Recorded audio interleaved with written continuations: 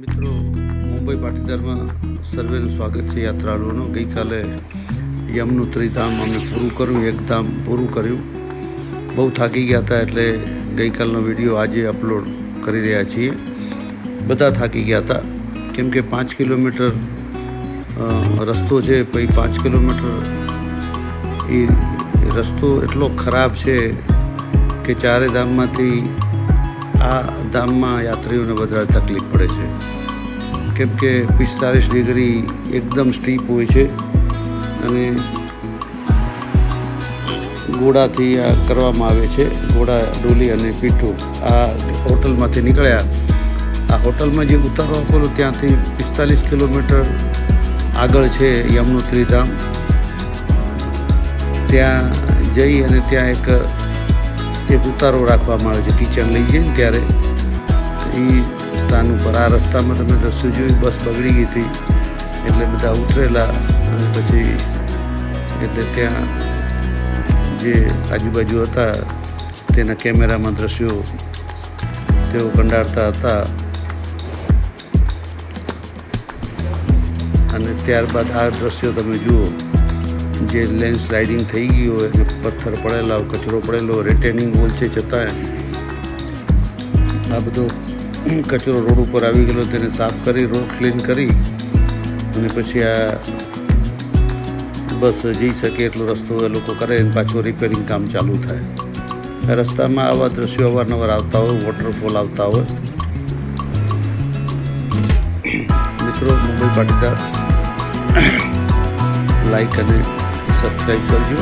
આ વોટરફોલ આવી રહ્યો છે, અચાનક જ વોટરફોલ આવે, લાંબીથી દેખાય એટલે આ સ્લો મોશનમાં રેકોર્ડ કર્યું છે અને પર્વતોની અંદર આવા વોટરફોલ આવતા જ હોય છે।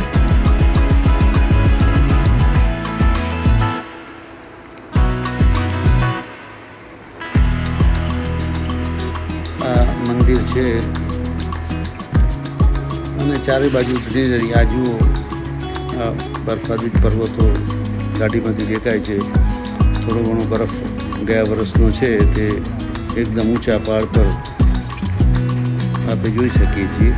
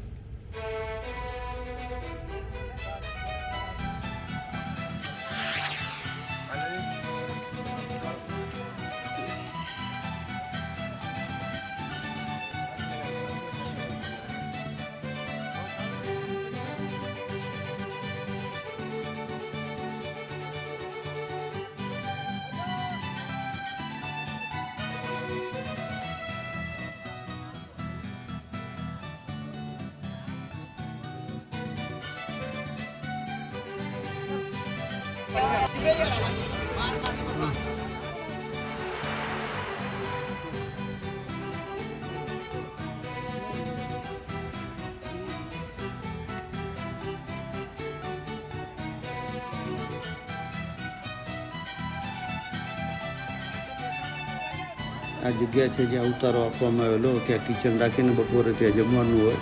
અમારા ગ્રુપના જ એક ભાઈ છે જે પીઠું માથા ઉપર લઈ એમની પત્નીને બેસાડીને ડેમોન્સ્ટ્રેશન કરી રહ્યા છે અને આ હોટલનું જે બહારનું અંદરનું પરિસર છે, હોલ છે, સાઈડમાં રૂમ હોય અને અંદર ટોયલેટ બાથરૂમ હોય અને ત્યાં બધા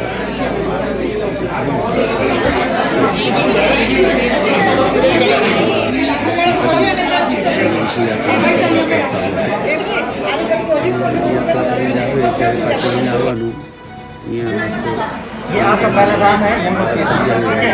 तो यहाँ पर मेन चीज़ क्या है कि एक दूसरे की मदद करते हुए चलना, ठीक है। साथ में जितने भी लोग हैं एक दूसरे की मदद करते हुए चलना। और मेरा नंबर अगर आप लोगों को दिक्कत होती है तो मेरा नंबर अपने पे शेयर करके, अगर यहाँ पे मेरे ख्याल से जियो का नंबर चलता है। તમે જોઈ શકો છો, 4 ઘોડા અમે કરેલા, જયંતિ પૃથ્વી અને અમે બંને જણાએ અને આ ત્યાંથી શરૂઆત કરી છે।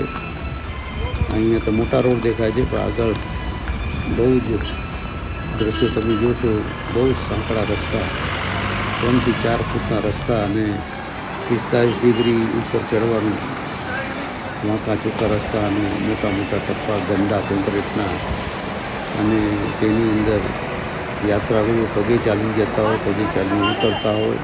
એ 3-4 ફૂટની અંદર ટ્રોલી આવતી હોય, પાછી નીચે ઉતરતી હોય અને ઘોડા ઉપર નીચે જતા હોય, અને સાઈડમાં હોટલો. એટલી સાંકડી અને પરિસ્થિતિની અંદર આ રસ્તા બનાવ્યા છે, બહુ તકલીફ પડે. આ એક જગ્યા છે જ્યાં નગરપાલિકાની કરવેરો ભરાય કે એક જણના 120 રૂપિયાના હિસાબે ત્યાં બધાને યાત્રીની પાવતી આપે અને પાવતી ત્યાં જઈને પાછી આપવાની, જેથી યાત્રાળુઓની સંખ્યા કેટલી યમનોત્રીના પહાડ તરફ ગઈ છે તે અહીંની ગવર્મેન્ટને ખબર પડે. ક્યારે પણ લેન્ડસ્લાઇડિંગ થાય તો એ જે ચિઠ્ઠી પાડી હોય એના આધારે એને ખબર પડે કે આટલા યાત્રાળુઓ ઉપર ગયા છે અને આ જગ્યાએ ફસાણા છે, એટલે એને ઇવેક્યુએશન કરવામાં સરળતા રહે. એટલે દરેક જગ્યાએ આ વ્યવસ્થા છે રજિસ્ટ્રેશનની, જેવી રીતે આપણે અમરનાથમાં પણ કરીએ છીએ. હવે આ આગળના વિડીયો તમે જુઓ, એની અંદર નેચરલ જે સાઉન્ડ છે એ રાખ્યો છે તો ખબર પડે તમારી પરિસ્થિતિ શું છે.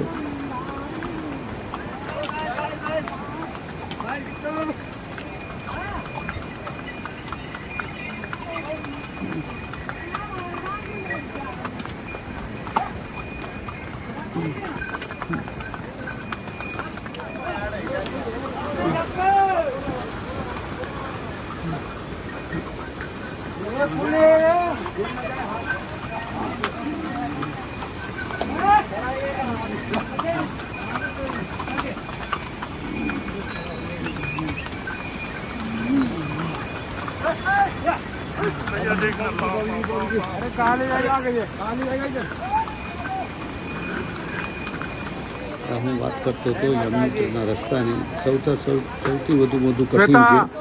રસ્તામાં 2.5-3 કિલોમીટર ત્યાં વચમાં રેસ્ટ કરે 15-20 મિનિટ. ત્યારે અમે પણ રેસ્ટ કરેલો. ત્યાંથી અમારા ગ્રુપના જે ભાઈઓ હતા એ ઘોડા ઉપર આગળ જતા હતા. 5 મિનિટ પછી તે લોકોનો પણ રેસ્ટ પોઈન્ટ આવે. આ એના દ્રશ્યો છે. અને તમે જુઓ કેટલો સાંકડો રસ્તો છે, કેમ કે ઘોડા ઉપર બેસીને રેકોર્ડિંગ બહુ થાય નહીં, એટલે જ્યાં રેસ્ટ કરેલું ત્યારે અમે થોડું ઘણું રેકોર્ડિંગ કર્યું. આ એના દ્રશ્યો છે. બહુ આટલા વર્ષો પછી પણ આ ઉત્તરાખંડની સરકાર કે કેન્દ્ર સરકારે અહીંયા કાંઈ ડેવલપમેન્ટનું કામ નથી કર્યું. કોન્ક્રીટના રસ્તા પર ખરાબ, મોટા મોટા ટપ્પા દાદરાના 1 ફૂટના ખાડા કરેલા, પથરા નીકળી ગયેલા, એની અંદર ઘોડા ચાલે. અમે ગયા ત્યારે વરસાદ નહોતો. જો વરસાદ હોય તો ઘોડો પાછો સ્લીપ થાય. ચડવામાં ઠીક છે, પણ ઉતરવામાં સૌથી વધારે તકલીફ. 45 ડિગ્રીમાં ઘોડા ઉપર ઉતરવું એટલે તમે ઘોડા ઉપર કેવી રીતે બેસવું, ટટ્ટાર થઈ અને ઘોડો ક્યારેક આગલા 2 પગ ઝૂકી જાય તો પડી પણ જાય. એક અમારા ગ્રુપમાં પણ એક ભાઈ પડી ગયેલા ઘોડા ઉપરથી, પછી ડોલી કરીને યાત્રા પૂરી કરી. બહુ જ વિકટ પરિસ્થિતિમાં આ યાત્રા થાય છે. બાકી બદ્રીનાથ અને ગંગોત્રીમાં ચાલવાનું નથી હોતું. એક કેદારનાથમાં જે ચાલવાનું છે 17 કિલોમીટર, અને ત્યાં હેલિકોપ્ટર પર જાય છે. પણ જનરલી હેલિકોપ્ટરમાં બુકિંગ મળતું નથી, અને મળે તો વેધર ખરાબ હોય ત્યારે અચાનક કેન્સલ થઈ જાય અને પાછું ઘોડાથી શરૂ કરવું પડે. ઘોડા ઉપર બેસી 2-2.5 કલાક પછી આ મંદિરના યમનોત્રી ધામ મંદિરના પરિસરમાં પહોંચી ગયા છીએ. બહુ સાંકડા રસ્તાથી પાર કરી અને આ તમે મંદિરનો પરિસર તમે જુઓ. અને આ યમુના નદી જ્યાંથી વહે છે તે આ દ્રશ્ય છે, અને તેની સામે મંદિરનું પરિસર છે. યમનોત્રી માતાના અખિલેશ મહારાજ હતા, એને પૂજા વિધિ કરી અને યમનોત્રી માતાના દર્શન કરાવ્યા. આ પરિસરની અંદર કાંઈ પણ સગવડ નથી, વોશરૂમ કે નાહવાની સુવિધા કે. આ જુઓ માતાજીના તમે દર્શન યમનોત્રી માતાના તમે પણ કરો. અને બહુ ગર્દી હોય છે, યાત્રીઓ ઘણા બધા ભેગા થઈ જાય, અને પરિસર સાંકડો, આવવા જવાનો રસ્તો સાંકડો, અને આજુ આ બહારથી દેખાય છે મંદિર. અને ત્યાં ક્યાંય સુવિધા નથી.